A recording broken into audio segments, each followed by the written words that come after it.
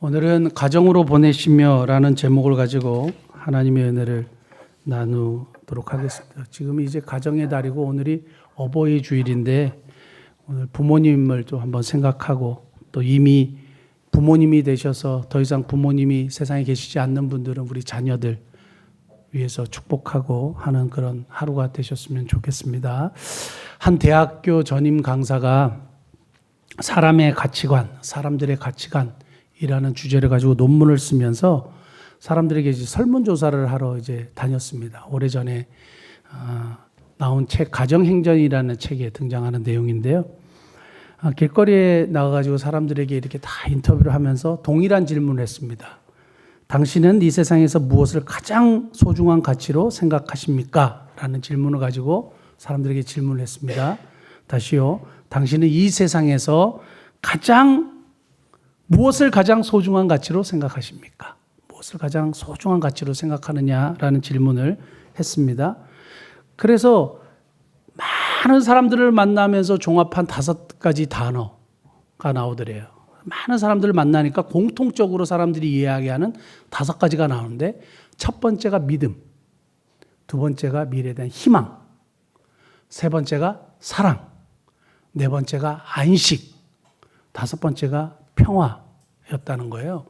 그래서 사람들이 정말 소중한 가치라고 생각하는 것이 믿음, 희망, 사랑, 안식, 그리고 들으셨습니까? 평화. 이렇게 5가지가 사람들이 가장 소중하게 생각하는 가치구나 하고 이제 사람들에게 인터뷰를 계속 하고 다녔습니다. 그래서 어떤 건장한 사업하시는 분은 가장 중요한 것이 신뢰, 믿음이다 이렇게 얘기했고 어떤 군인은 평화가 아니겠냐 이렇게 얘기를 했다는 겁니다. 그래서 이 5가지 가치에 대한 생각을 가지고 이제 지친 몸으로 저녁에 집에 들어왔습니다. 그래서 지친 몸으로 집에 들어와서 문을 여니까 아이가 아빠 그러면서 딸이 아빠를 향해서 막 뛰어오더래요. 그래서 아빠에게 탁 안기는 겁니다. 저희가 얼마 전에 엘리베이터를 탔는데 아빠에게 꼭 안겨갖고 막 쫑알쫑알쫑알 대는 여자아이를 보면서 너무 이뻤거든요. 그 아이를 안고 있는 아빠는 얼마나 좋을까 이런 생각을 했어요. 우리 아이 어렸을 때 생각을 하면서 그런 생각을 했는데 그 대학교 그 젊은 교수님이 그 딸이 이렇게 자기에게 달려오면서 딱 안겼을 때 마주친 눈에서 뭘 발견했느냐. 아빠를 너무 신뢰하고 있다. 아빠를 믿고 있구나. 믿음이라는 단어를 떠올렸대요. 근데 방에서 아빠 다녀오셨어요? 하는 아들이 아빠 저 이번 시험에 너무너무 잘 봤어요. 저 이번에 반에서 4등 했어요. 뭐 이렇게 얘기를 했대요. 그러니까 아들의 이야기, 아들이 아빠를 반기면서 이야기하는 이야기를 통해서 희망이라는 단어가 떠오르더래요. 그러더니 이제 아내가 여보 오늘 정말 고생하셨어요. 수고 많이 했죠. 이렇게 받아주는 아내의 태도와 모습에서 뭘 느꼈겠습니까? 사랑을 느꼈대요. 그러더니 이제 어머니가 아유 너 고생했지. 지금 밥 차려놨으니까 이제 그만 식사하자. 오늘 수고했다. 밥 먹자. 이렇게 하고 어머니가 밥상을 이렇게 쭉 차려주시는 이 모습에서 뭘 느꼈냐 하면 안식을 느꼈대요.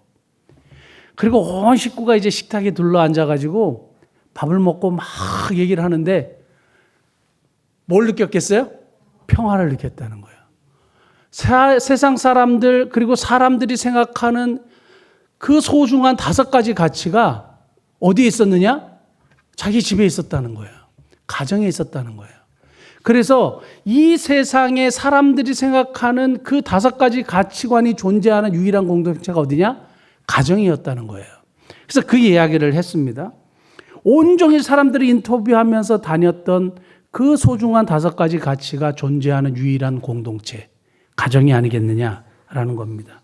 이러한 사실을 염두에 두고 우리 가정의 달 5월에 오늘 또 어버이 주일에 여러분들이 오늘 거라사 광인이라고 별명 지어진 이 거라사에 살았던 한 귀신 들린 사람들의 이야기를 통해서 하나님의 은혜를 발견하는 귀한 시간이 될 수 있기를 바랍니다. 무덤 사이에 거했던 사람이라 그랬습니다. 그러니까 집에서 살 수 없었던, 그러니까 정상 생활을 할 수 없었던 사람입니다. 마가복음에 보면 너무 괴로워서 자기 몸을 계속 해했다 그랬습니다. 상하게 했다 그랬고 밤마다 소리를 질렀다 그랬습니다. 그러니까 사람들이 그를 어떻게 했느냐? 쇠사슬에 묶어두었다 그랬는데 이것도 어느 날은 풀어가지고 광야로 막 뛰쳐가고 막 사람들에게 쫓아가니까 사람들이 이게 어떻게 할 수가 없는 거예요. 막 소리 지르고 얼마나 무서운지 압니까? 저는 이 거라사 광인 보면 항상 생각나는 사람이 한 사람 있습니다. 저하고 나이가 동갑인 사촌 동생이에요. 예전에는 우리가 이게 친척끼리 나이가 같아도 생일이 좀 빠르면 형이 되잖아요. 그러니까 제가 이제 형이 됐는데 그 사촌 동생이 권원중이라는 친구예요. 근데 이 권원중 친구는 그때 사람들이 정신병 걸렸고 미쳤다 이렇게 얘기를 했습니다. 지금으로는 이제 지적 장애를 가지고 있었는데 그 당시에는 그런 지식이 없어가지고 잘 몰랐죠. 근데 원중이를 보면 제가 어떻게 했냐 도망갔어요.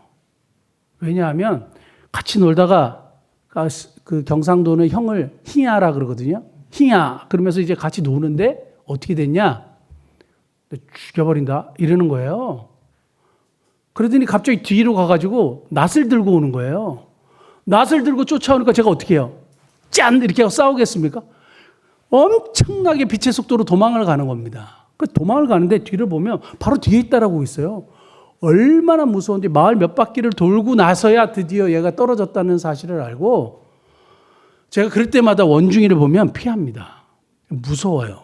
그러니까 가까이 하기가 어려워요. 정신질환을 가진 친구도 그런데 특별히 이 귀신 들린 사람은 더 심하게 되죠. 막 소리도 지르고 늘 그런 상황이죠. 쇠사슬도 끊어버리잖아요. 그러니까 사람들에게 완전히 소외되고 버림받은 사람입니다. 그런데 이 원중이가 이 부모님이 버렸죠. 저희 외삼촌이 5분, 이제 그 중에 한 분이에요. 원중이를 버렸습니다. 그래서 원중이가 누구하고 살았냐 하면 우리 외할머니하고 살았습니다.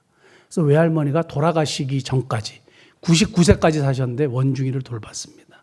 원중이 밥 해주고 했는데 이 원중이가 성환에 살면서 그래도 정신이 이제 많이 돌아왔습니다. 그래서 원중이를 치료하기 위해서 열심히 교회 다니고 절에 가서 불공도 열심히 드리고 했다가 경에 교회로 돌아와서 하나님의 은혜를 의지하고 그렇게 이제 삶을 살았는데 원중이의 정신질환은 고쳐지지는 않았습니다. 그런데 많이 차분해지고 좋아져가지고 저희가 성안에 한 번씩 놀러 갈 때는 원중이가 나와갖고 형님 오셨습니까? 그리고 막 이렇게 했던 기억이 나는데 약 한 14년 전인 것 같아요. 14년 전에 저희 외할머니가 99세의 나이로 돌아가셨습니다. 돌아가시고 나서 1년 후에 연락이 왔습니다. 시체를 확인해 달라고. 원중이가 혼자 외롭게 살다가 죽었습니다. 혼자 외롭게 살다가 죽었는데 아무도 돌아보는 사람이 없어요. 관심을 가져주는 사람도 없어요. 교회를 다녔다고 하는데 교회도 큰 도움이 안 됐던 것 같아요.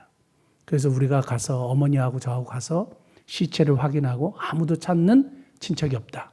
그래서 저희가 가가지고 시체를 확인하고 사망신고하고 다 조치를 취하고 그리고 올라왔던 기억이 납니다.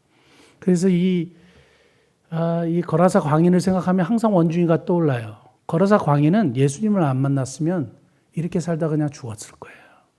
그런데 이 본문을 통해서 참 너무 감동이 되는 것은 예수님이 이 처참한 인생을 만나 주셨다는 거예요. 예수님이 이 처참한 인생을 만나 주셨다는 것이고 예수님께서 그의 영혼과 육신을 온전히 치료해 주셨다는 거예요. 그리고 이 온전히 치료된 이 사람이 완전히 변화된 삶을 살았다는 거예요.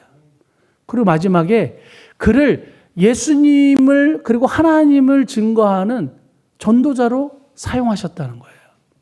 너무너무 감사한 일이죠. 이러한 은혜와 함께 제가 발견한 또 다른 은혜를 여러분들과 함께 나누기를 원하는데 오늘 거라사 광인이 완전히 치유함을 받아가지고 예수님한테 부탁합니다. 그리고 간구했다 그랬습니다. 예수님 제가 예수님하고 같이 있고 싶습니다. 예수님 따라다니고 싶습니다.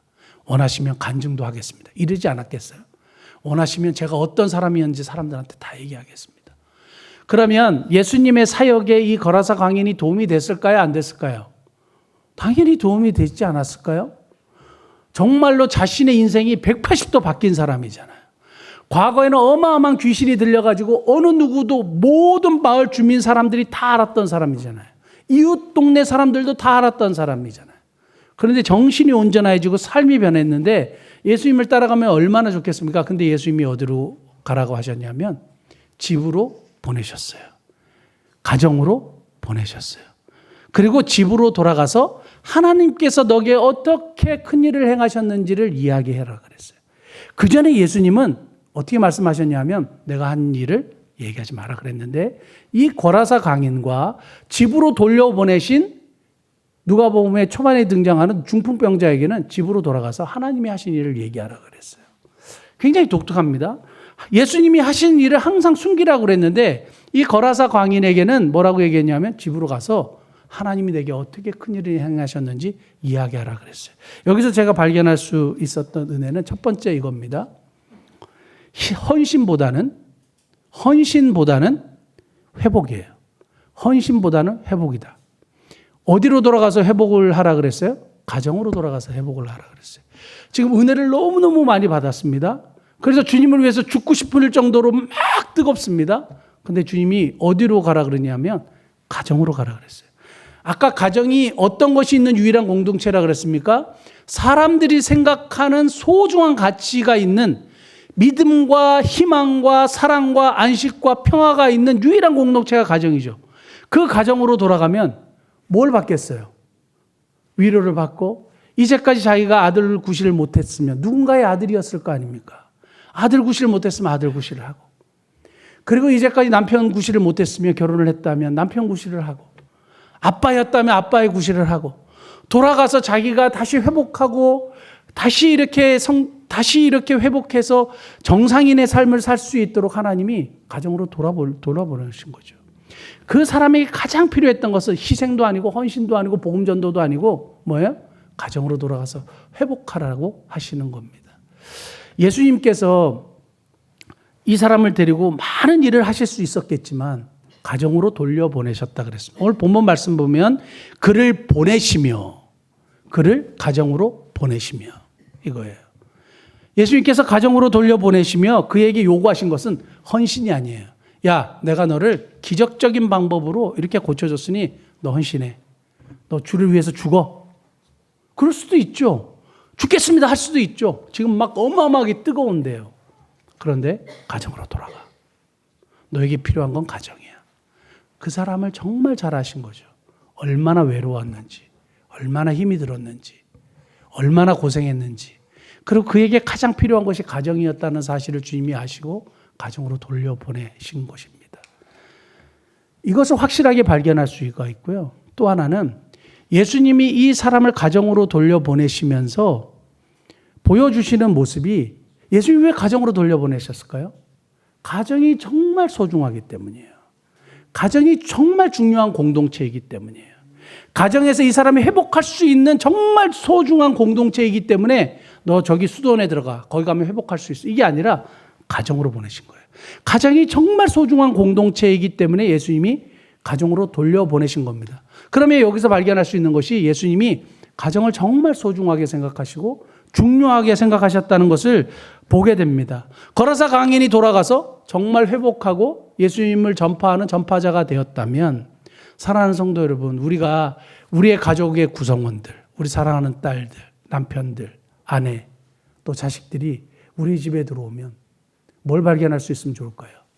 믿음과 희망과 사랑과 안식과 평화를 발견하는 그런 정말 복된 공동체로서의 가정을 저와 여러분들이 다 이루시기를 축복합니다. 우리가 해외여행 갔다 오면 집이 제일 편하다 그러잖아요. 그러니까 집이 주는 안식이 있어요. 집이 주는 평안함이 있어요. 그냥 나의 집이라는 그 자체가, 그 공간 자체가 얼마나 나에게 편안함을 주는지 몰라요. 거기에 신뢰와 희망과 사랑과 이런 모든 것들이 존재해서 사람을 회복시키는 그런 공동체, 얼마나 아름다운 공동체입니까? 이걸 아시기 때문에 거라사 강인을 보내셨던 것처럼 저와 여러분들의 가정도 이러한 가정 이루시기를 예수님 축복합니다. 자, 하나님이 직접 세우신 두 가지 기관이 있는데 첫 번째가 가정이에요. 최초로 세우신 기관이 가정이고 두 번째가 교회예요. 하나님이 직접 세우신 공동체가 가정이고 교회예요. 그러니까 예수님이 이걸 소중하게 생각할 수밖에 없죠. 그러므로 가정을 소중하게 생각하지 않는 교회가 아닙니다. 가정을 내팽개치고 교회 와서 봉사해라? 그거는 정상적인 교회가 아니에요. 그러므로 가정을 파괴하고 가정을 병들게 하는 공동체는 올바른 공동체가 아니라 사이비 집단입니다. 그래서 항상 신천지나 하나님의 교회, 거기서 드러나는 형상이 뭐냐 하면, 예전에 엘리베이터 타면, 대통령상도 받았다고 막 하나님의 교회에서 막 엘리베이터마다 광고한 적이 있어요. 자기들이 막 어마어마한 상을 받았대요. 신천지도 좋은 일을 너무너무 많이 한대요. 구원파도 너무너무 좋은 일을 많이 하고, 통일교도 너무너무 좋은 일을 많이 해요.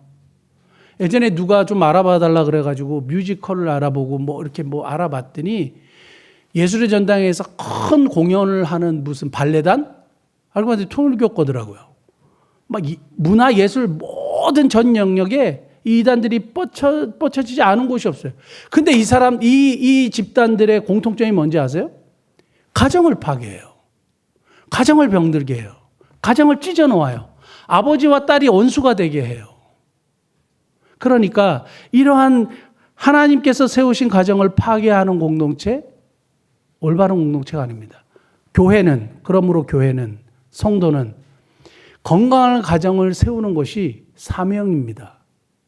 다시요. 별로 감동이 없으신데, 감동이 없으셔도 돼요. 그냥 이거는 사실이니까. 교회는 건강한 가정을 세우는 것이 교회 사명이에요. 그래서 우리 교회 주보 맨 앞에 보면 세 번째 교회의 존재 목적이 뭔지 아세요? 우리는 건강한 가정을 세우기 위해 존재한다. 좋은 말이기 때문에 쓴 게 아니에요. 이거는 하나님의 명령이에요. 건강한 가정을 세우는 거죠. 사랑하는 성도 여러분, 저와 여러분들이 정말 건강한 가정을 세울 수 있는 복된 은혜가 있기를 원합니다. 디모데전서 5장 8절 한번 볼까요? 디모데전서 5장 8절 같이 한번 읽어볼까요? 누구든지 자기 친족, 특히 자기 가족을 돌보지 아니하면 믿음을 배반한 자요 불신자보다 악한 자니라. 아멘. 예전에 은혜 받았다고 하고 또 하나님의 일을 한다고 하면서 가정을 내팽개치는 일들이 되게 많았어요. 하나님이 우선이다. 맞죠? 틀린 말은 하나도 아니에요. 먼저 그의 나라와 그의 의를 구하라. 맞죠? 틀린 말은 아닌데 이 말씀은 간과했어요. 가정을 내팽개치라는 말씀이 아니에요. 가정을 돌보지 않고 그냥 주의 일에 헌신하라, 이 말은 아니란 말이에요. 그걸 카톨릭적 왜곡이라고 그러는데요. 뭐냐 하면 정말 거룩한 것이 있고 세속적인 것이 있어요. 그래서 거룩한 것은 하나님이 기뻐하시는 일이에요. 세속적인 것은 좀 밑에 있는 레벨의 문제예요. 그래서 세상 일을 하고 가정 일을 돌보고 하는 것은 조금 저급한 거고, 주의 일을 하고 선교를 하고 교회 일을 하는 거는 좀 고급진 일이에요. 그래서 이걸 이분화시켰단 말이에요. 근데 성경은 절대 그렇게 얘기하는 게 아니거든요. 거룩한 일이 있고 세속적인 일이 따로 있는 것이 아니라 이 세속적인 일에 하나님의 영광을 드러내는 일이 거룩한 일이에요. 사랑하는 성도 여러분, 우리 가족을 돌보지 않는 신앙, 참된 기독교가 아닙니다. 부모님을 돌보지 않고 제가 여기서 막 이러고 있어요. 사이비 목자죠. 부모님을 돌보지 않고 목회하고 막 그런 것은 부모님을 공경하지 않아요? 그건 올바른 목회자가 될 수가 없는 것처럼 자기 가족을 잘 돌보고 자기 친족들을 잘 돌보고 주께로 인도하는 저와 여러분 되시기를 예수님의 축복합니다. 자, 그러므로 교회는 행복한 가정 생활이 될 수 있도록 돕는 곳이어야 하고 건강한 가정이 세워지도록 돕는 곳이어야 합니다. 우리 교회는 그러기 위해서 존재하고 그러기 위해서 우리가 가정을 위해서 기도하는 겁니다. 두 번째, 본문을 통해서 우리 발견할 수 있는 것은 뭐냐 하면 오늘 38절, 39절 다시 한번 볼까요? 누가복음 8장 38절, 39절 같이 읽겠습니다. 귀신 나간 사람이 함께 있기를 구하였으나 예수께서 그를 보내시며 이르시되 집으로 돌아가 하나님이 너에게 어떻게 큰 일을 행하셨는지 말하라 하시니 그가 가서 예수께서 자기에게 어떻게 큰 일을 행하셨는지를 온 성내에 전파하니라. 아멘. 세계 복음화보다 가정 복음화가 먼저예요. 세계 복음화보다 가정 복음화가 먼저입니다. 저희가 세계 선교하고 오늘도 선교 물품이 들어오고 그래서 선교하고 교회 세우고 하는 일들을 하지 않습니까? 근데 여기보다 우선되는 게 뭐냐 하면 가정 복음화예요. 가정은 내팽개치고 주일하고 막 세계를 돌아다니고 말도 안 되는 얘기예요. 말도 안 되는 얘기입니다. 자, 그런데 오늘 거라사 광인이 예수님과 함께 있기를 원했습니다. 그런데 예수님이 안 된다 이렇게 말씀하셨습니다. 왜냐하면 세계 복음화 그리고 이 마을의 복음화가 우선이 아니라 너 가정부터예요. 너 가정부터예요. 사랑하는 성도 여러분, 세계 복음화가 아닌 가정 복음화부터 먼저 하십시오. 물론 그렇다고 세계 복음화 하지 말란 얘기 아니에요. 해야 되죠. 이웃에게 복음을 전해야 되죠.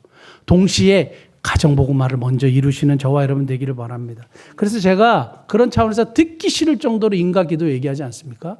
가정을 인도하여 도에 이르게 한다는 인과 기도를 계속 얘기하는데 믿지 않는 자녀 관심이 많아요. 믿지 않는 부모님 관심이 많아요. 여러분들 그 부모님들이 저 멀리 사시잖아요. 얘기하세요. 복음이 필요하면 복음을 들어야 된다면 제가 갈게요. 전주 갈 수 있어요. 해남 갈 수 있어요. 갈 수 있어요. 김제 갈 수 있어요. 아, 목사님 건강이 안 좋으시. 목사가 존재하는 것은 복음을 전하기 위한 거예요. 가정의 복음화를 위하라고 하나님께서 목사를 세우신 거예요.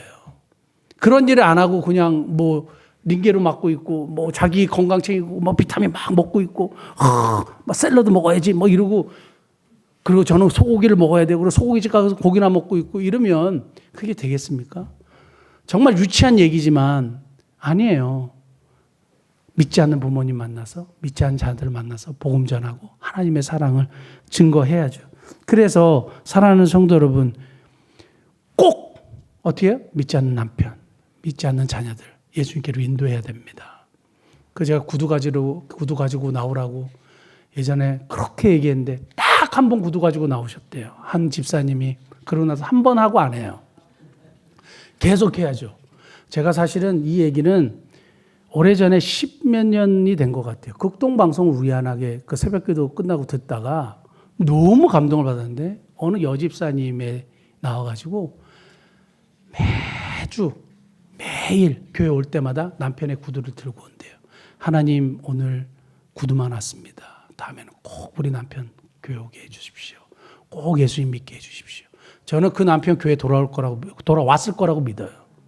그래서 극동방송 같이 기도해 주십시오. 그리고 매월 3만 원씩 후원한대요. 극동방송에. 어떻게든 이 복음을 듣고 남편이 돌아오기를 간절히 기도하는 거예요. 저는 그 남편 진짜 예수님 앞에 돌아왔을 거라고 생각해요. 오늘부터 믿지 않는 남편을 가지신 우리 집사님들 신발 꼭 들고 오십시오. 다음 주부터 우리 저기 앞에서 안내위원들 예배 부장님 체크하십시오. 집에 돌려보내셔서 신발 가지고 오라고. 그렇게 하시면 좋겠어요. 중요한 건 뭐냐 하면 정말 이것이 필요하거든요.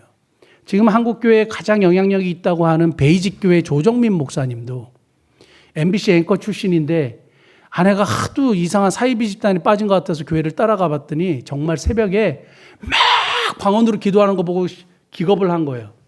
잠입 취재를 해야 되겠다. 이 사이비 집단을 고발해야 되겠다. 그 교회가 온누리교회예요. 그래가지고 잠입 취재를 하다가 이분이 그냥 막 눈물이 나더래요. 거기서 깨졌어요. 거기서 예수님 만났어요. 그래서 지금 목사님이 됐습니다. 그래서 아주 영향력 있는 목사님으로 됐는데 그 배경에 뭐가 있느냐? 사모님이 항상 남편을 위해서 기도했어요. 남편 발 붙잡고 맨날 술 먹고 골프 치고 들어오는 남편 발 붙잡고 하나님 이 발이 꼭 교회 가게 해달라고 기도하고. 그래서 교회 왔어요.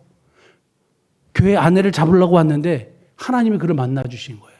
거라사 광인을 예수님이 만난 것처럼 주님이 그를 만나 주신 거예요. 기도하면 반드시 만나 주십니다.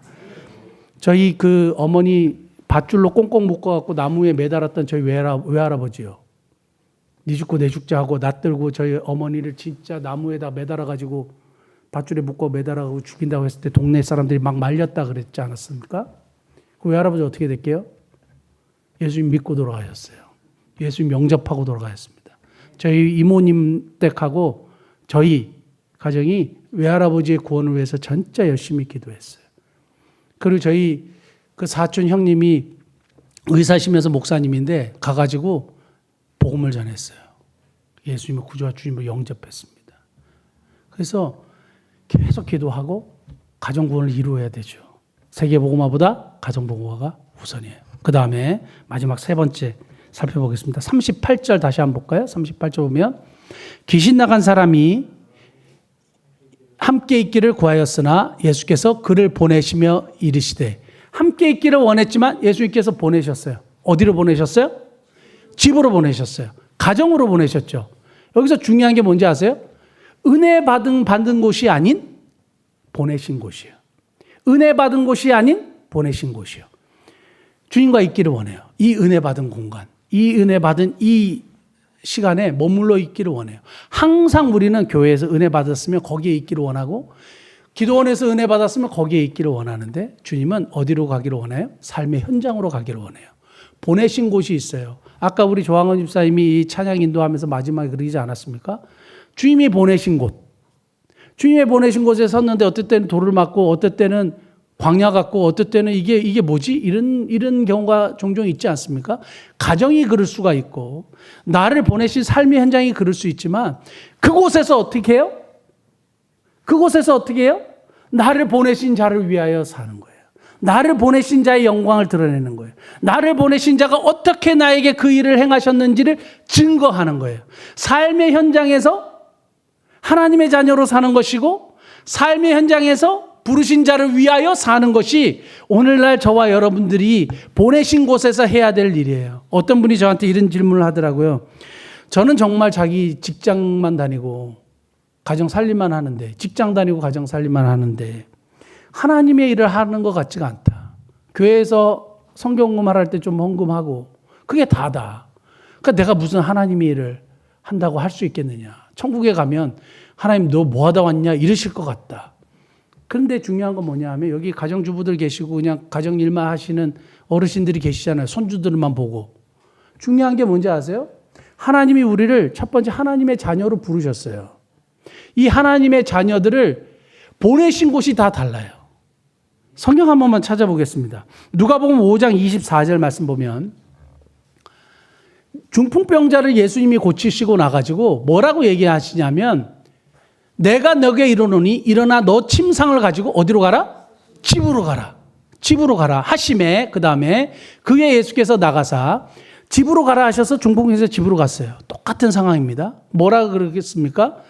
내게 행하신 일을 전파하라. 이렇게 얘기하셨어요. 그러고 나서 그 바로 다음 그 장면이 뭐냐면, 예수께서 레이라 하는 세리가 세간에 앉아 있는 걸 보시고 나를 따르라 하시니. 저는 이게 잘 이해가 안 됐어요. 왜냐하면 중풍병자를 나를 따르라 하면, 중풍병자는 정말 몸이 완전히 마비돼서 들것에 실려 있었던 사람이잖아요. 근데 벌떡 일어났잖아요. 그럼 이 사람을 간증시키든지 이 사람이 예수님을 만났던 것을 얘기하면 얼마나 사역에 도움이 되겠습니까?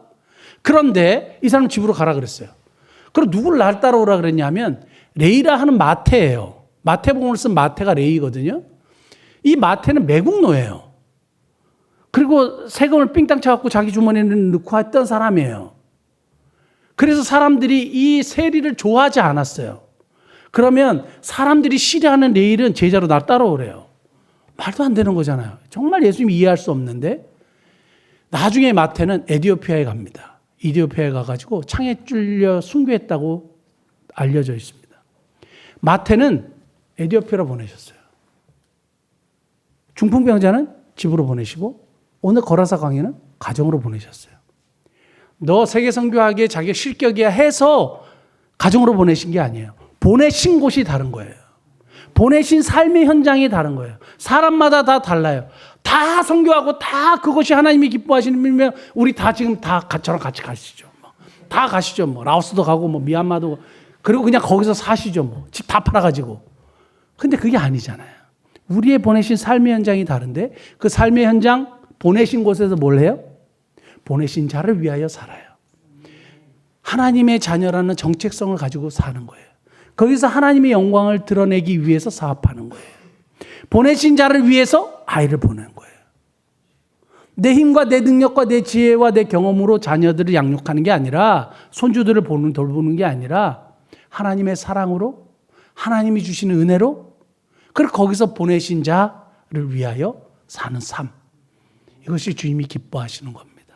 사랑하는 성도 여러분, 저와 여러분들이 은혜 받은 곳이 아닌 보내신 곳, 삶의 현장으로 보내셨다는 사실을 기억하고, 그것이 농장이든지 직장이든지 가정이든지 부동산이든지 어디든지 학교든지 거기서 어떻게 해요? 보내신 자를 위하여 살고 그가 내게 어떻게 행하셨는지를 알리며 사는 그런 하나님의 복된 권속들 되시기를 예수님으로 축복합니다. 기도하시겠습니다.